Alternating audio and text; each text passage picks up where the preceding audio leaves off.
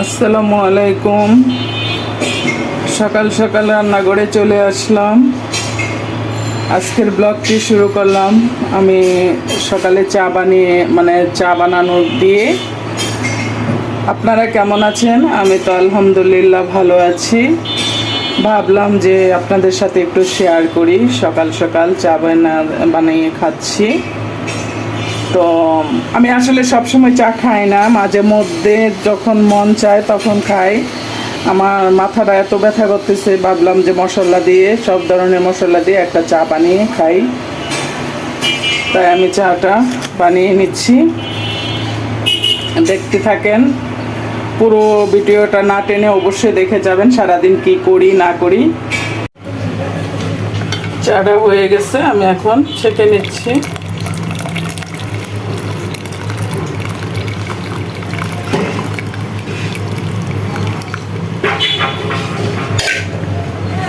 এখানে চিনি,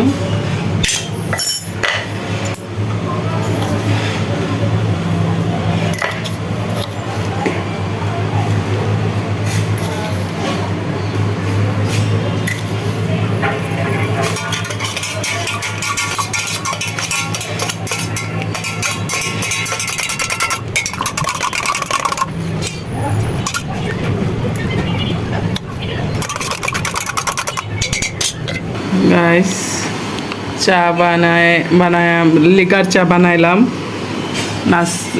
খেতে বসে গেলাম বিস্কিট দিয়ে। এই বিস্কিট দিয়ে চা খেতে অনেক মজা। এটা অবশ্য ঢাকা শহরে পাওয়া যায় না, এটা সাইডে পাওয়া যায়, মানে ময়মনসিং থেকে আনা। আমার বাবা যখন নিয়ে আসছিল। সকাল সকাল আমি কলমি শাক, আর এটা কি শাক, এলান শাক, আপনারা কি শাক বলেন অবশ্যই কমেন্টস করবেন। আমাদের দেশে বলে এটাকে কলমি শাক, আর এটাকে এলাচ শাক বলে। শাকটি আমি কুটে নিচ্ছি, কারণ নিচ থেকে নিয়ে আসছি, প্যানে নিয়ে আসছে। হেলেঞ্চা না কি জানি নাম, এটাকে হেলেঞ্চা না কি শাক বলে আমি জানি না, বলতে পারি না। তবে আপনাদের দেশে কে কে কে আমার ভিডিও দেখেন, কারা এই শাককে কি বলেন অবশ্যই কমেন্টস করবেন। আর এখানে আরেকটা জিনিস নিয়ে আসছি, এটা কুমড়ো পাতা।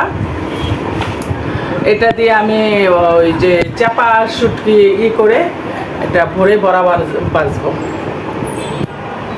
শাকটি কুটে নিচ্ছি। এই যে গাইস, এখানে শাকটা বাছা শেষ। এখন হচ্ছে এই শাকটা দিয়ে পুলি বানাবে। আর এই শাকটা হচ্ছে যে ভালো করে বেছে নিয়েছে। তো পুলি বলতে চাপা দিয়ে বানানো হয় পুর ভরে। এটা ময়মনসিংহ অঞ্চলের একটা বিখ্যাত খাবার, যেটা আসলে সবাই পারে না। তো এখানে পুলি বানাতে লাগে জালি কুমড়ার পাতা। তো এটা সবসময় পাওয়াও যায় না, আজকে পেয়েছে বলে এনেছে, যেটা আমাদের অনেক বেশি পছন্দের। তো আপনাদের সাথে তো অবশ্যই রেসিপিটা শেয়ার করবে, দেখতে থাকুন কিভাবে কি করে। আর কি এই পুলিটা বানাইতে একসাথে অনেকগুলো পাতা দিতে হয়, একটা বড়ার জন্য অনেকগুলো পাতা লাগে। তো এখানের পাতাগুলো খুব ছোট ছোট, এখানে মাত্র চার পাঁচটা হবে আর কি, বেশি হবে না। তা অনেক ছোট ছোট হবে, কারণ পাতাগুলো অনেক ছোট। কিন্তু গ্রামের বাড়িতে যখন বানায় তখন দেখি পাতাগুলো অনেক বড় বড় থাকে, আর অনেকগুলো হয়। আর এখানের পাতাগুলো ছোট ছোট দেখা বেশি একটা হবে না। তো দেখি কয়টা হয় আর কি। দেখেন নতুন এক পদ্ধতি, কারণ ফ্যানের নিচে বসছি, তাই আমি রসুনগুলি আগে নেড়ের মধ্যে করে ভিজিয়ে নিয়েছি। এখন আমি এটাকে বেছে নিচ্ছি। এই যে দেখেন এভাবে, কারণ ফ্যানের নিচে বসে যদি রসুন বাছা হয় দেখা যায় সব উড়ে চলে যায়। তাই ভাবলাম টেকনিক খাটিয়ে পানিতে ভিজিয়ে রাখছি, যাতে না উড়িয়ে যায় উপরের শুকলাগুলি।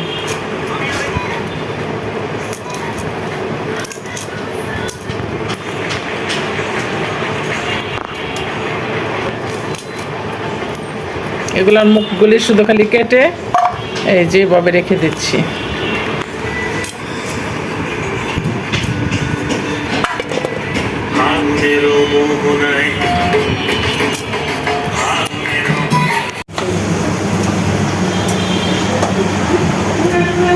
চাশনির জন্য হচ্ছে সব রেডি করে নিলাম। এই যে এখন হচ্ছে আমি আধা ছেঁচা করে নিছি আর কি, আর রসুনটাকে ভালো করে ছেঁচে নিছি, আর পেঁয়াজটা হচ্ছে কেটে নিয়ে ভেজে নিচ্ছি একসাথে আর কি। আদা মানে রসুনটা হলো একদম আস্ত দিতে হয় না, একটু ছেঁচে দিলে এটা ফ্লেভারটা ছড়ায়, এর জন্য ওইভাবে দেওয়া হয়েছে।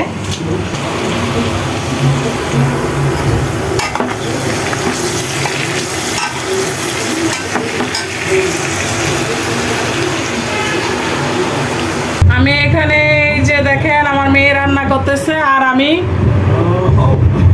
রসুন নিয়ে বসেছি। কালকেও কিছু কুটেছি, দেখছেন হয়তোবা কালকের ব্লগে। আর এই যে পদ্ধতি প্রসেসিং দেখেন আমার মানে প্যানের নিচে বসছি উঠবে বলে আমি এই যে এতক্ষণে এই কয়টা বাচ্ছি। এই যে এখানে হচ্ছে চাপা নেওয়া হয়েছে, 7-8টা চাপা নেওয়া হয়েছে। এই যে এটা কিন্তু আমাদের ময়মনসিংহের বিখ্যাত চাপা। এইটা দিয়ে হচ্ছে পুলি বানালে অনেক বেশি মজা হয়, আর এটা ফ্লেভারটা অনেক বেশি সুন্দর। এই যে সুন্দর করে ধুয়ে নিছে আমি, যেহেতু আম্মু ওখানে, এই যে খুব সুন্দর করে ধুয়ে নিয়েছে আমি, এই যে সুন্দর করে ধুয়ে নিয়েছি। যেহেতু আম্মু কাজে ব্যস্ত, তো আমি এখানে হচ্ছে জাস্ট চাশনিটা করে রাখবো, কারণ চাশনি আমি রান্না করতে পারি, তো এটা করে রাখছি। আর এই যে সুন্দর করে ধুয়ে নেওয়া হয়েছে, এখানে 7 থেকে 8টা চাপা নেওয়া হয়েছে। এটা ময়মনসিংহের বিখ্যাত সেই চাপা, খুব সুন্দর ফ্লেভার এটার। এই তো আমি মশলাটা কষিয়ে নিয়েছি, এখানে ভালো করে একদম সব কিছু দিয়ে আমি ভালো করে কষিয়ে নিয়েছি পেঁয়াজটাকে আর রসুনটাকে আমি কিন্তু একদম আস্ত দেইনি, একটু ছেঁচে নিয়েছি যাতে করে এটার ফ্লেভারটা ছড়িয়ে যায় ফ্লেভারটা। আর তারপর হচ্ছে আমি ভালো করে ভেজে নিয়েছি, একদম গোল্ডেন কালার করে ভেজে নিয়ে তারপরে এটার মধ্যে হচ্ছে সব ধরনের মশলা দিয়েছি। এখানে হলুদ, মরিচ, ধনিয়া, জিরা বাদে সব কিছু দেওয়া হয় এখানে। আর এখন হচ্ছে এই যে সুন্দর করে কষিয়ে নিয়ে একবার প্রথম যে কষানো হবে, সেই কষানোর পরে হচ্ছে আমি চাপাটা দিয়েছি। এখন চাপা দিয়ে আবার একটু কষিয়ে নিব, একটু ঝোল হবে, মানে একদম করকরা ভাজা হবে না, এই যে এরকম হবে, বেশি করকরা ভাজা হবে না। আর একটু আমি ভালো করে রান্না করে নিব, তারপরে তুলে নিব। তারপরে আম্মু কি করবে এটা আম্মু দেখবে। আমি এখন জাস্ট এটা কষিয়ে নিয়ে তো এখন হচ্ছে আমি তুলে ফেলবো। ঠিক এরকম ঘনত্ব ছিল রান্নাটা হবে, এরকম ভাজা ভাজা হবে, বেশি ভাজা হবে না, এই যে এরকমই থাকবে। এই যে এখন আমি তুলে ফেলবো। এখানে হচ্ছে আবার শুটকির তরকারি রান্না করা হবে। এখানে কি কি শুটকি আমি ঠিক জানি না, আম্মু বললো যে এখানে নাকি 3-4 ধরনের শুটকি আছে একসাথে। তো এগুলো সব কিছু এখন হচ্ছে মশলা দিয়ে কষিয়ে নিচ্ছি, শুটকি দিয়ে দিয়েছি, এখন হচ্ছে সুন্দর করে কষিয়ে নিব। তারপরে হচ্ছে তেলটা উপর দিকে উঠে আসলে আমি হচ্ছে সব কেটে রেখেছি, আম্মু কেটে দিয়েছে আমাকে, এগুলো সব দিয়ে দিব। এই যে দেখাচ্ছি আপনাদেরকে কী কী দিচ্ছি এটাতে। এখানে হচ্ছে বেগুন আর আলু দেওয়া হয়েছে, এই দুইটা উপকরণ দিয়ে এই শুটকিটা অনেক বেশি মজা লাগে। এই যে এখন হচ্ছে আমি একটু মানে লাল লাল হয়েছে, কারণ ঝাল ঝাল করে রান্না করা হবে। আর এমনি আমাদের এই মরিচটা হচ্ছে জানি না, গুঁড়া মরিচটা একটু বেশি লাল, এটা কি আদৌ ভালো কি না ঠিক জানি না। 2 দিন যাবতে আম্মু এটা দিয়েই রান্না করতেছে, তো দেখা যাক আজকেটা কেমন হয়। একটু পরিমাণে বেশিই দিয়েছি। এই যে আমার রসুনগুলি শেষ পর্যন্ত ভাজা হয়ে গেছে, আর কিছু রেখেছি এটার মধ্যে। বাছা হয়ে গেছে, ভাজা হয়ে গেছে বলে ফেলেছি। যাই হোক, আসলে দুপুরবেলা মাথা ঠিক নাই রান্না বান্নার পরে, এইগুলা নিয়ে বসছি সেই 10টা থেকে এখন বাজে 2টা। আমি কখন গোসল করবো, কখন নামাজ পড়বো, মানে এই হলো অবস্থা। এটা হলো বিনা পয়সার চাকরি। আলহামদুলিল্লাহ আমি অনেক খুশি।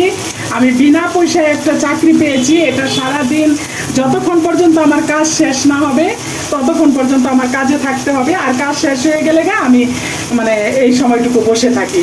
আমার এই চাকরির একটা মানে সুবিধা আছে। আর এই চাকরির স্যালারি কত আপনারাই বলেন। আসলে কি যে আমরা বিনা পয়সায় হাউস ওয়াইফেরা মানে কাজ করি, আর এই কাজ যদি মানুষের বাসায় করতাম মাসে কত টাকা পেতাম বলেন তো। আর সারাদিন সকাল 6টা থেকে শুরু হয়, একদম রাত 12টা পর্যন্ত এই চাকরি চলে।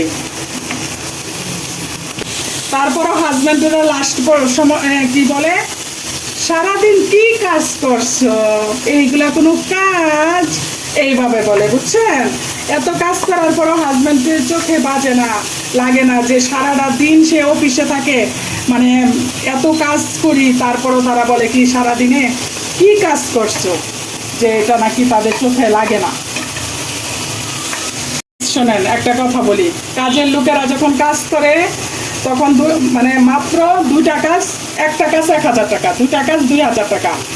আর আমরা হাউস ওয়াইফেরা সারাদিন হিসাব করলে কতগুলি কাজ করি, কমপক্ষে 30,000 টাকা স্যালারি পাওয়ার কথা আমাদের, আর তার বিনিময়ে আমরা কিছুই পাই না। তা সবসময় বলে সব হাজব্যান্ডেরাই এটা, সবাই বলে যে আমার হাজব্যান্ডও এটা বলে, কি কাজ করো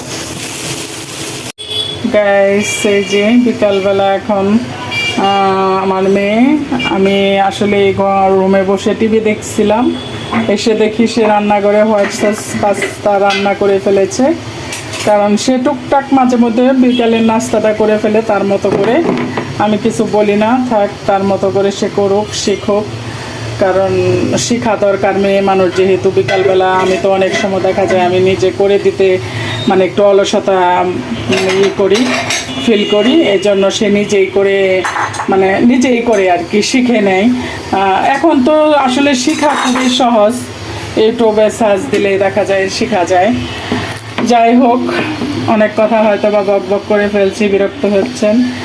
আমার ভিডিওটা যদি আপনাদের কাছে পৌঁছে থাকে অবশ্যই আমার কে সাবস্ক্রাইব করবেন, যাতে আপনাদের কাছে আমার ভিডিওটা পৌঁছতে পারে, আপনারা দেখতে পারেন। সাবস্ক্রাইব করে রাখবেন, যার যার কাছে আমার ভিডিওটা যায় আপনারা দেখেন। বলেন তো, আপনারা আমার পাশে থাকলে আমি হয়তো বা একটু আগাইতে পারবো। খুব মানে নিজেকে আসলে বাসায় থাকতে থাকতে একটু বোরিং ফিল হতো, যে সারাদিন তো বসেই থাকি, এইটুকু একটু আপনাদের কাছে শেয়ার করি। এটা ভেবে আমি আপনাদের মানে আমি এই প্ল্যাটফর্মটা বেছে নিয়েছি, যেহেতু সবাই এরকমভাবে ইউটিউবে একটার পর একটা ভিডিও ছাড়ে, আমিও দেখে দেখে ভাবলাম যে আচ্ছা ঠিক আছে আমিও এই 2-1টা ভিডিও ছাড়ি।